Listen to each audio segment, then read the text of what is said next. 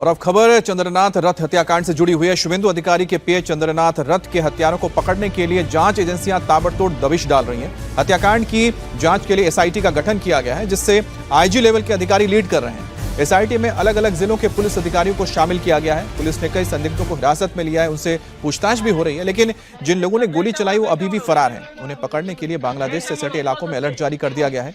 Police को अंदेशा है कि हमलावर बांग्लादेश भाग सकते हैं। तो आईजी लेवल के अधिकारी इस पूरे तफ्तीश को लीड कर रहे हैं और इसमें कई जिलों के पुलिस अधिकारियों को शामिल किया गया है। और सबसे बड़ा सवाल है कि हमलावर आखिरकार इस हत्याकांड को अंजाम देने के बाद किस ओर भागे हैं। अंदेशा यह है कि ये भागकर बांग्लादेश की ओर जा सकते हैं, इसलिए बांग्लादेश से सटे इलाकों पर इस वक्त हाई अलर्ट जारी कर दिया गया है। खासतौर पे बोशीराट का इलाका है। अब बोशीराट के इलाके में दिक्कत यह है कि नदी और नाले यहां पर होने की वजह से पानी का रास्ता है जहां पर फेंसिंग नहीं है, तो ऐसे में इस इलाके से आसानी से कोई भी पार करके दूसरी तरफ सरहद को पार करके जा सकता है और यही वजह कि यहां पर अलर्ट दिया गया है।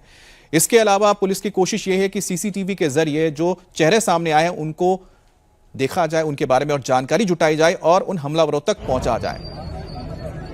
तो इस वक्त पुलिस के लिए सबसे बड़ी कार्रवाई यही करनी है कि उनको इन हमलावरों को तलाशना है और उन्हें कानून के तहत सजा दिलानी है, ताकि जो लोगों का इकबाल है कानून पर वो कायम हो। और यही वजह थी जिसकी वजह से ये परिवर्तन हुआ है और ममता की सरकार को हटाकर बीजेपी की सरकार लाई गई है।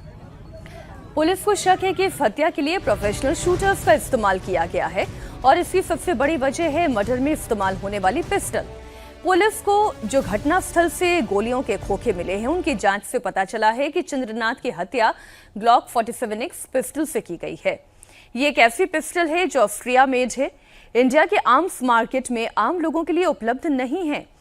ये केवल इंडिया के टॉप क्रिमिनल्स, बड़े गैंगस्टर्स और उनके शूटर्स के पास ही मिलती है और ऑस्ट्रिया मेड इस पिस्टल की सप्लाई पाकिस्तान और बांग्लादेश के रूट से होती है। इस पिस्टल का फायरिंग रेंज 50 मीटर का है और सटीक रेंज 25 मीटर, यानी अगर 25 मीटर दूर से दुश्मन को टारगेट किया गया तो बचने की कोई संभावना नहीं है और ये एक बार में बर्स्ट फायर भी कर सकती है। तो यहां पर ग्लॉक पिस्टल का जिक्र किया जा रहा है जिसका इस्तेमाल इस हत्याकांड में किया गया है। ऑस्ट्रिया में बना हुआ ये पिस्टल अमूमन आप बाजार से खरीद नहीं सकते और भारत में इसकी तस्करी करके ही इसे लाया जा सकता है, चाहे वो पाकिस्तान के रास्ते नेपाल से घुसे या फिर बांग्लादेश के जरिए हो, या फिर आप जानते हैं कि किस तरह से जो पंजाब बॉर्डर है वहां से भी ड्रोन के जरिए ऐसे हथियारों को भेजा जाता है। क्योंकि ये जो ग्लॉक पिस्टल है सिर्फ और सिर्फ जो यहाँ की सिक्योरिटी फोर्सेज है वही इस्तेमाल करते हैं। तो ऐसे में सबसे बड़ा सवाल है कि ये पिस्टल कहां से आया है और अगर आया है तो इसका रास्ता सिर्फ यह है कि सरहद पार से ही भारत के अंदर दाखिल हो सकता है। तो ऐसे में जो जांच एजेंसियां हैं उनका दायरा भी काफी बढ़ जाता है और इस पिस्टल की आप मारक क्षमता इस बात को देखकर समझ सकते हैं कि 50 मीटर दूर से किसी को भी उड़ा सकता है। इसके अलावा 25 मीटर दूर से अगर आपको शूट किया जाता है तो आपका बचना मुश्किल है। और बर्स्ट फायर का मतलब है कि एक बार आप ट्रिगर दबाएंगे तो एक साथ 1 दर्जन से ज्यादा गोलियां आप किसी के ऊपर भी दाग सकते हैं। शुभेंदु अधिकारी के पीए चंद्रनाथ रथ की हत्या किसने की, गोली चलाने वाले शूटर्स को किसने भेजा, इसका पता तो तभी चल सकेगा जब शूटर पकड़े जाएंगे। पुलिस ने हत्या में इस्तेमाल बाइक बरामद की। बाइक पर फर्जी नंबर प्लेट थी। ये बाइक पुलिस को एयरपोर्ट के पास मिली जिस पर WB44D1990 नंबर प्लेट लगी हुई है। और प्रशासन मामले को लेकर कितना गंभीर है उसका अंदाजा इस बात से लगा सकते हैं कि हत्याकांड की जांच बंगाल पुलिस ने शुरू की थी। उसके बाद सीआईडी और एसटीएफ की टीम ने मर्डर स्पॉट पर सबूत जुटाए और फिर बीएसएफ की एक टुकड़ी ने भी क्राइम स्पॉट का दौरा किया है।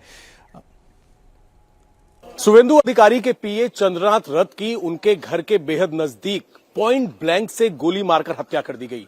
इस वक्त स्पॉट पर अभी भी आप देखेंगे तो तमाम जो पुलिस ऑफिसर्स हैं, एसआईटी की टीम है, वो इन्वेस्टिगेशन कर रही है। तमाम सीसीटीवी फुटेज सामने आई है जिसमें संदिग्ध हमलावर बाइक पर नजर आ रहे हैं।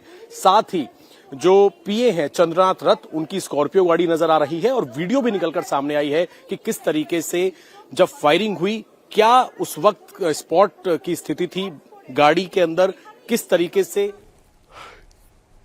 बंगाल में जारी सियासी हिंसा का मामला अब अदालत पहुंच चुका है। चुनावी नतीजे के बाद बुलडोजर रैली के खिलाफ दायर याचिका पर आज कलकत्ता हाईकोर्ट में सुनवाई हो सकती है।